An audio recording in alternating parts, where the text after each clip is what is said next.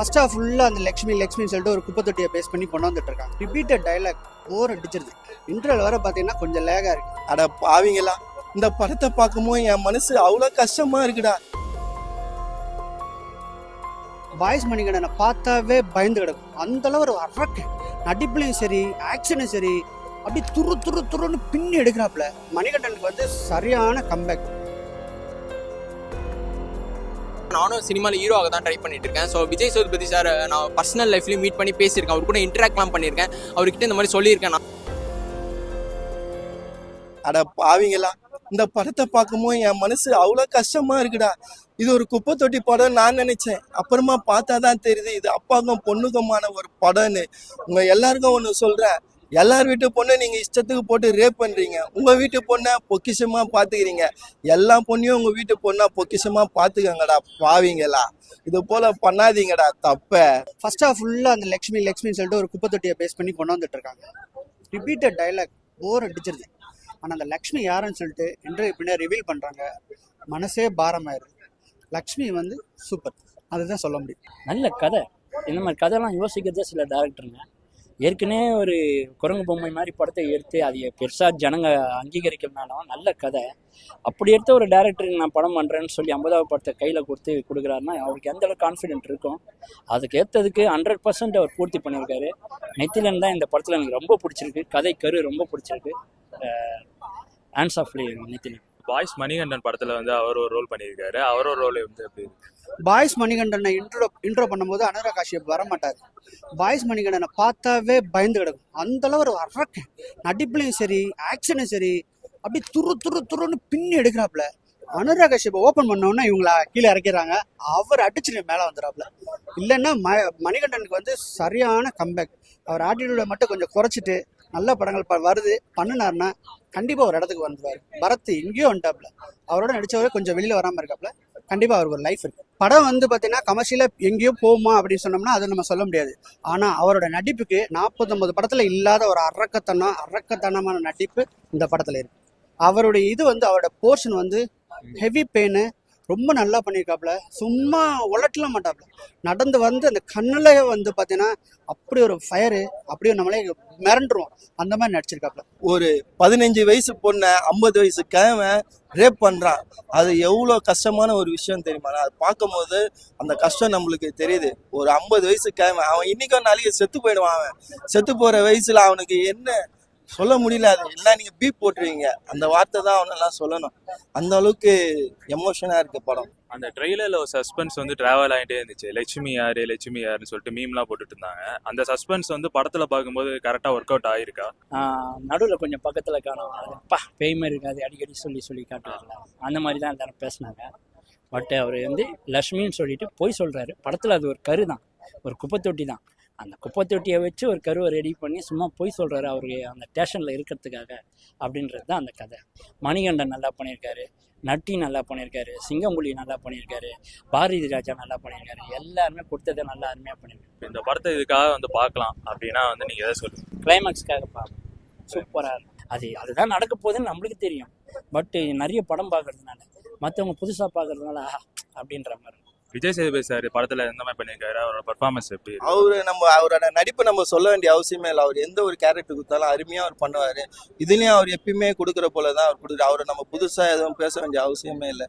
நல்லா நடிச்சிருக்காரு. படத்தில் பாட்டு இல்லைன்ற ஒரு விஷயமே கிடையாது. அப்படியே போகுது படம். பார்த்தீங்கன்னா அப்படியே ட்ராவல் ஆகி போகுது. செகண்ட் ஹாஃப்லாம் பார்த்தீங்கன்னா சென்டிமெண்ட் அந்த அளவுக்கு இருக்குது படத்தில். ரொம்ப கஷ்டமாக தான் இருக்குது. செகண்ட் ஹாஃப் சூப்பராக இருக்குது. படம் பார்த்தீங்கன்னா நீங்கள் 10க்கு 8 கொடுக்கலாம். படம் நல்லா இருக்குது, அருமையாக இருக்குது. பாவிங்களா எல்லாரும் வந்து இந்த படத்தை கண்டிப்பாக பாருங்கடா பாவிங்களா. படம் டைட்டில் மகாராஜா. படம் 50வது படம். செம்ம மாசா இருக்கும். அடி பின்னி எடுக்க போறாப்புல எல்லாத்தையும் பறக்க விட போறாங்கன்னு சொல்லிட்டு தான் வந்தது. ஆனால் எதுவுமே கிடையாது. படம் ரொம்ப யதார்த்தமான படம். சரியான ஃபீல் குட் மூவி. இன்டர்வல் வர பார்த்தீங்கன்னா கொஞ்சம் லேகா இருக்கு. இன்டர்வல் பண்ணி மொத்த கலருமே மாற்றி போட்டு பெரட்டி போட்டு பின்னி எடுத்திருக்காங்க. நடிப்பு அரக்கங்க. அனுராக் காஷ்யப், விஜய் சேதுபதி, நட்டி, சிங்கம்புலி, முனிஷ்காந்த் எல்லாருமே வாழ்ந்துருக்காங்க படத்தில். செம்மையா லாஸ்ட் 20 மினிட்ஸ்லாம் செம்ம எமோஷனு. சீட்டுக்கு நுனிக்கே கொண்டாங்க. படத்துக்கு பெரிய பேங் வந்து மியூசிக். ரீ ரெக்கார்டிங் பார்த்தீங்கன்னா அந்த பேத்தஸ் எல்லாம் கொண்டு வந்திருக்காப்புல. அள வச்சு தான் வெளியில் அனுப்புகிறாங்க. படம் ஓவராலாக ஃபேமிலியோட வந்து பார்க்கலாம், என்ஜாய் பண்ணலாம்.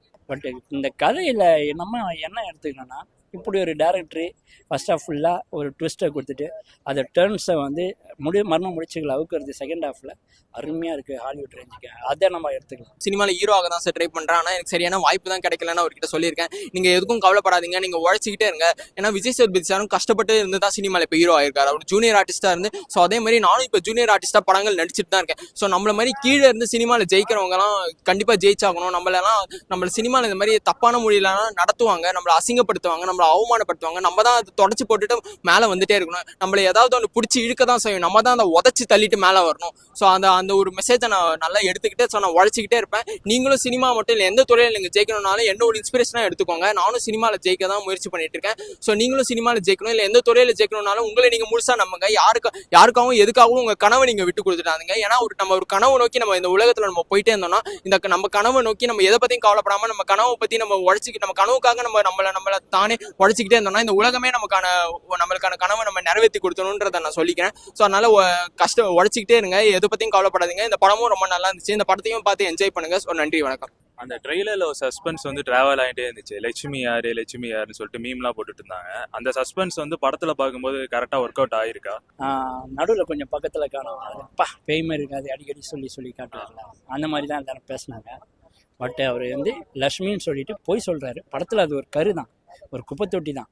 அந்த குப்பை தொட்டியை வச்சு ஒரு கருவை ரெடி பண்ணி சும்மா போய் சொல்கிறாரு அவருக்கு அந்த ஸ்டேஷனில் இருக்கிறதுக்காக, அப்படின்றது தான் அந்த கதை. எல்லாருக்கும் வணக்கம். என் பேர் நிரஞ்சன். நான் மகாராஜா மூவி ஃபர்ஸ்ட் ஷோ பார்த்தேன். இந்த படம் பார்த்ததுல எனக்கு ரொம்ப பெருமையாக இருக்குது. இந்த படம் எல்லாருமே பார்க்கக்கூடிய படம் தான். கண்டிப்பாக இந்த படத்தை மிஸ் பண்ணிடாதீங்க. இந்த படத்தில் நல்ல ஒரு சோஷியல் மெசேஜ் சொல்லியிருக்காங்க. எல்லா பெண்கள் ஆண்கள்லேருந்து சின்ன பசங்கள்லேருந்து பெரியவங்க வரைக்கும் பார்க்கக்கூடிய படம் தான் இது. ஸோ இந்த படத்தை மிஸ் பண்ணிடாதீங்க. ஸோ இந்த படத்தை பற்றி சொல்லணும்னா, இது ஒரு நல்ல ஒரு ஆக்ஷன், சென்டிமெண்ட், ட்ராமா எல்லாமே கலந்த ஒரு படம் தான் இது. நல்ல ஃபைட் சீன்ஸும் நல்லா இருக்குது இந்த படத்தில். எமோஷனல் சீன்ஸும் நல்லா ஒர்க் ஆயிருக்கு. ஸோ நித்திலன் சுவாமிநாதன் சார் டைரக்ஷனில் வந்த படம் ரொம்ப நல்லா இருந்துச்சு. ஸோ இந்த படத்தை தயவு செஞ்சு மிஸ் பண்ணிடாதீங்க. ஸோ என்னை பற்றி சொல்லணும்னா, நானும் சினிமாவில் ஹீரோவாக தான் ட்ரை பண்ணிட்டு இருக்கேன். ஸோ விஜய் சேதுபதி சார் நான் பர்சனல் லைஃப்லையும் மீட் பண்ணி பேசியிருக்கேன். அவர் கூட இன்டராக்ட்லாம் பண்ணியிருக்கேன். அவர்கிட்ட இந்த மாதிரி சொல்லியிருக்கேன், நானும் சினிமாவில் ஹீரோவாக தான் சார் ட்ரை பண்ணுறேன். ஆனால் எனக்கு சரியான வாய்ப்பு தான் கிடைக்கலன்னு அவர்கிட்ட சொல்லியிருக்கேன். நீங்கள் எதுக்கும் கவலைப்படாதீங்க, நீங்கள் உழைச்சிக்கிட்டே இருங்க. ஏன்னா விஜய் சேதுபதி சாரும் கஷ்டப்பட்டு இருந்து தான் சினிமாவில் இப்போ ஹீரோ ஆயிருக்காரு. அவர் ஜூனியர் ஆர்டிஸ்ட்டாக இருந்து, ஸோ அதே மாதிரி நானும் இப்போ ஜூனியர் ஆர்டிஸ்ட்டாக படங்கள் நடிச்சிட்டு தான் இருக்கேன். ஸோ நம்மள மாதிரி கீழே இருந்து சினிமாவில் ஜெயிக்கிறவங்கலாம் கண்டிப்பாக ஜெயிச்சாகணும். நம்மள சினிமாவில் இந்த மாதிரி தப்பான மொழியிலாம் நடத்துவாங்க, நம்மளை அசிங்கப்படுத்துவாங்க, நம்மளை அவமானப்படுத்துவாங்க. நம்ம தான் அதை தொடச்சி போட்டுட்டு மேலே வந்துட்டே இருக்கணும். நம்மளை ஏதாவது ஒன்று பிடிச்சி இழுக்க தான் செய்யும், நம்ம தான் அதை உதச்சி தள்ளிட்டு மேலே வரணும். ஸோ அந்த ஒரு மெசேஜை நான் நல்லா எடுத்துக்கிட்டு, ஸோ நான் உழைச்சிக்கிட்டே இருப்பேன். நீங்களும் சினிமா மட்டும் இல்லை, எந்த துறையில் நீங்கள் ஜெயிக்கணும்னாலும் என்ன ஒரு இன்ஸ்பிரேஷனாக எடுத்துக்கோங்க. நானும் சினிமாவில் ஜெயிக்க தான் முயற்சி பண்ணிட்டு இருக்கேன். ஸோ நீங்களும் சினிமாவில் ஜெயிக்கணும், இல்லை எந்த துறையில் ஜெயிக்கணும்னாலும் உங்களை நீங்கள் முழுசாக நம்புங்க. யாருக்காகவும் எதுக்காகவும் உங்கள் கனவை நீங்கள் விட்டு கொடுத்துட்டாங்க. ஏன்னா நம்ம ஒரு கனவை நோக்கி நம்ம இந்த உலகத்தில் நம்ம போயிட்டே இருந்தோம்னா, நம்ம கனவை நோக்கி நம்ம எதை பற்றியும் கவலைப்படாமல் நம்ம கனவை பற்றி நம்ம உழைச்சிக்கிட்டு, நம்ம கனவுக்காக நம்மளை தானே உழைச்சிக்கிட்டே இருந்தோம்னா இந்த உலகமே நம்மளுக்கான கனவை நம்ம நிறைவேற்றி கொடுத்தணுன்றதை நான் சொல்லிக்கிறேன். ஸோ அதனால உழைச்சிக்கிட்டே இருங்க, எதை பற்றியும் கவலைப்படாதீங்க. இந்த படமும் ரொம்ப நல்லா இருந்துச்சு. இந்த படத்தையும் பார்த்து என்ஜாய் பண்ணுங்க. ஸோ நன்றி, வணக்கம்.